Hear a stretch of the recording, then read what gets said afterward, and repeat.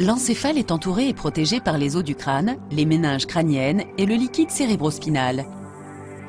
La méningite est une infection des méninges, la membrane entourant le cerveau et la moelle épinière.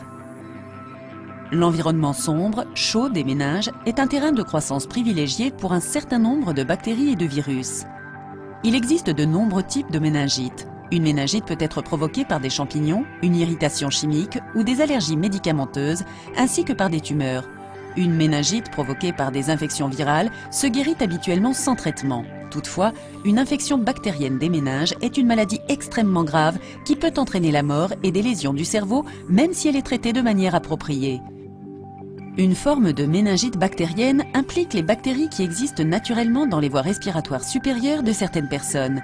La méningite survient lorsque ces bactéries quittent les voies respiratoires et s'acheminent par la circulation sanguine jusqu'aux méninges. Les symptômes courants d'une méningite bactérienne comprennent des vomissements et une fièvre élevée.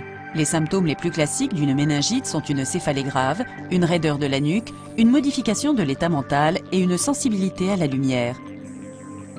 Les bactéries à l'origine d'une méningite sont capables de se multiplier pendant qu'elles sont dans la circulation sanguine.